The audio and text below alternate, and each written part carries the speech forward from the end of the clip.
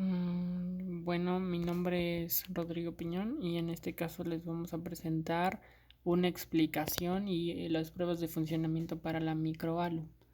Aquí podemos ver el top, se llama microALU y entre las entradas que tenemos pues están el write enable para nosotros poder escribir el dato que se haya consultado proveniente de el sumador o de la parte de la lógica, pero en general de la ALU, guardarla en una RAM para que después podamos ver el resultado en un display de 7 segmentos.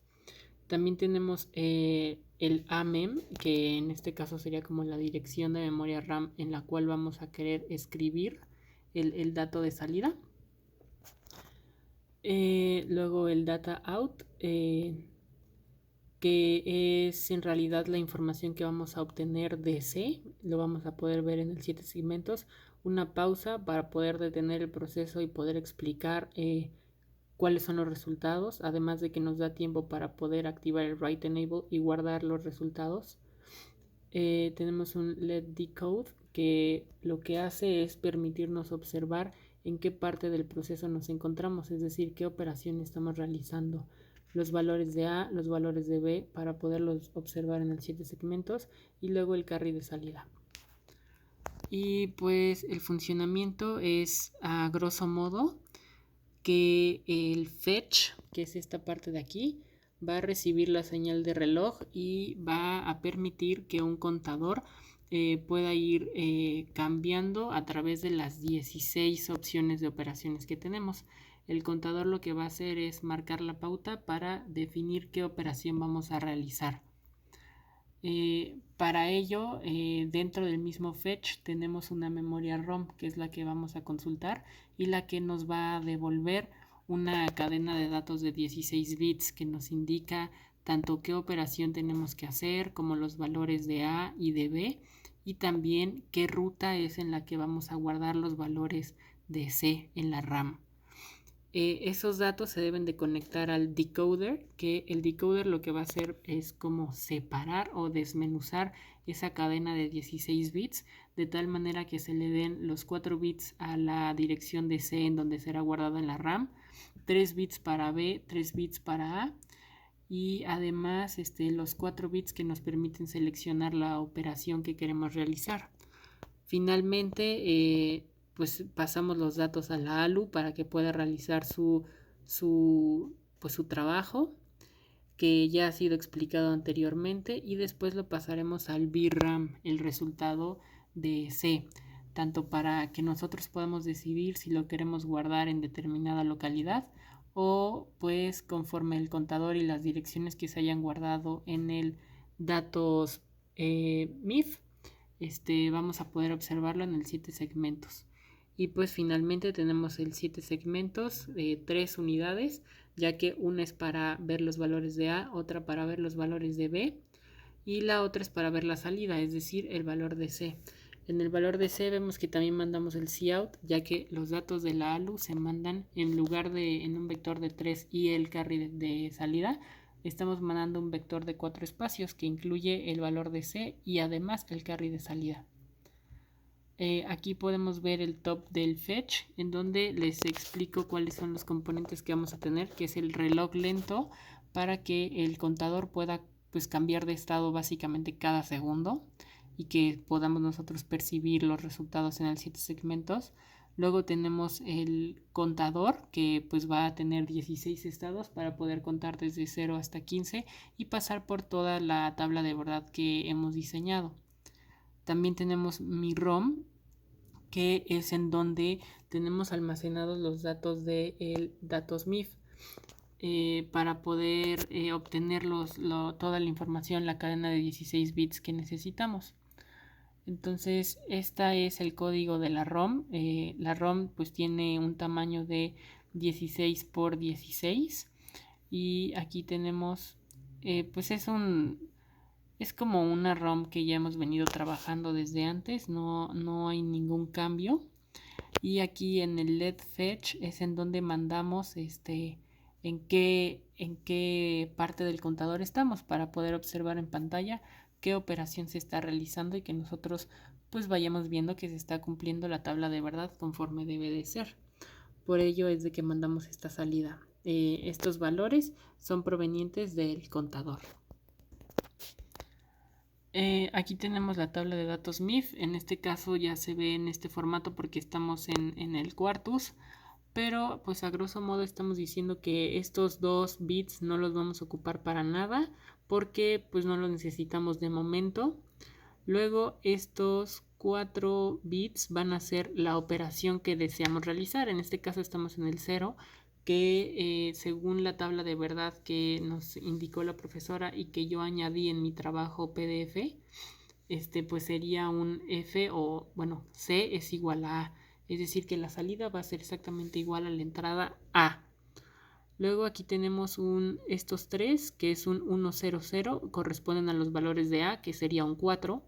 Luego los siguientes 3 a los valores de B, 0, 1, 0, que sería un 2.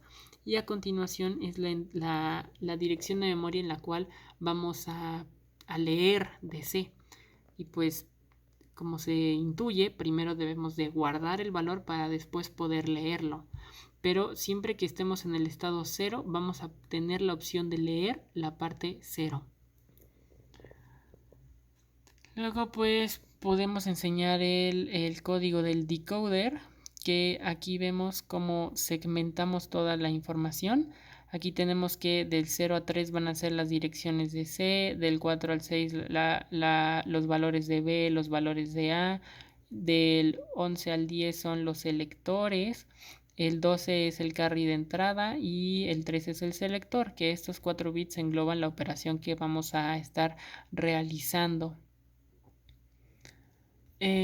Más adelante les enseño el código de la RAM, que es muy parecido al código que hemos venido manejando desde antes, solo que la única diferencia es de que vamos a tener pues el clock para escribir, el clock para leer, y las direcciones de address write y address read en este caso son diferentes. Anteriormente las estamos manejando iguales, es decir, tanto la address read como la address write pertenecían a entradas que nosotros metíamos con los switches. En este caso, para poder leer, es la dirección de memoria que se haya puesto en el datos MIF.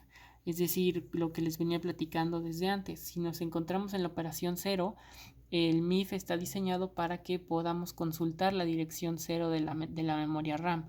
Y el address write en este caso se va a trabajar con las entradas por medio de switches. Nosotros vamos a decidir en qué lugar vamos a guardar, pero no decidimos qué lugar estamos leyendo, ya que se lee conforme vaya el contador.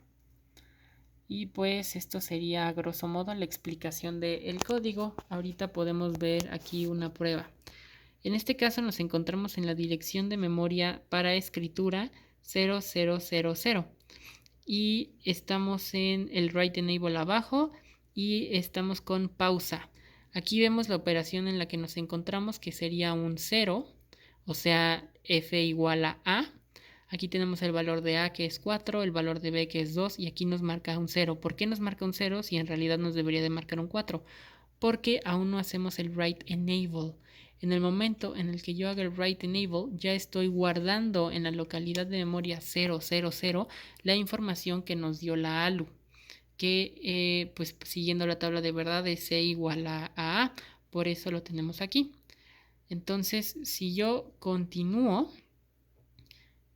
aquí continúo, estoy cambiando de operación. Si no mal recuerdo, la tabla de verdad indica que ahorita deberíamos de hacer un A más B, entonces el resultado debería de ser 6.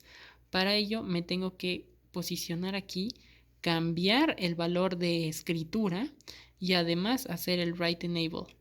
Hago el write enable y ya me encuentro con un 6, que sería A más B.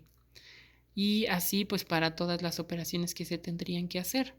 Así que bajo el write enable, ya no lo necesito. Cambio aquí de localidad para lectura y puedo seguir. Veamos cuál es la siguiente operación, que la vamos a guardar en el siguiente espacio. Entonces la guardamos y nos da que se prende el carry de entrada y vemos un 1, lo que nos indica que es una A más B negada. Entonces bajamos el write enable, luego nos pasamos a la dirección 3, le quitamos la pausa, ya estamos en 3, prendemos el write enable y nos da un 3, lo que indica que sería A menos 1.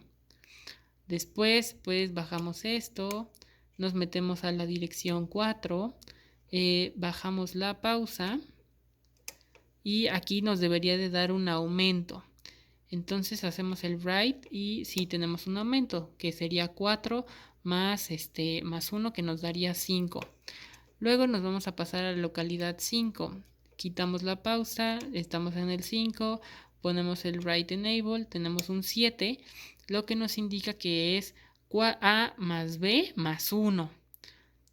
Entonces nos pasamos a la localidad 6, bajamos quitamos la pausa, estamos en el 6, prendemos el write enable, tenemos un 2, lo que nos indica que es un 4 menos 2, el complemento a 2. Y finalmente pues nos vamos a situar en la 7, quitamos la pausa, nos vamos al 7 y pues guardamos en el write enable, lo que nos da un 4 que vuelve a ser C igual a A. Entonces pues ya cerramos, prendemos la otra y esto nos indicaría que podemos ver pues las operaciones que corresponden a la parte lógica porque ya pasamos por la parte aritmética. Entonces cambiamos al 8, hacemos el write enable y tenemos un 0, ahorita es un AND, entonces pues no puse la salida a los LEDs de 7 a los LEDs, sino que sigue aquí, pero pues podemos ver que si seguimos las especificaciones en el BCD, pues tendríamos este resultado. Igual bajamos, no, se queda arriba y acá le ponemos un 1. Entonces hacemos que siga. Luego aquí ponemos el write enable. Esto es el resultado de hacer un OR. Luego aquí volvemos a cambiar, aquí otra vez quitamos la pausa, tenemos una A porque pues le puse de la A a la F. Estamos bien situados, entonces guardamos, ese es el resultado que nos daría para una XOR. Luego ponemos seguimos, tenemos una E, entonces guardamos, ese es el resultado que nos daría para una negada de A. Y pues ya tendríamos todos los valores. Entonces, si seguimos, nos damos cuenta de que aquí ya es una operación que no se va a hacer porque no pertenece a la tabla de verdad. Son 4 espacios en donde no podemos hacer operaciones porque no hay nada en la tabla de verdad. Y ya se repiten y ya podemos consultar los valores aquí porque ya están guardados. En este caso ya no los estoy guardando, sino que ya nada más estoy consultando lo que había en la RAM. Y pues eso sería todo.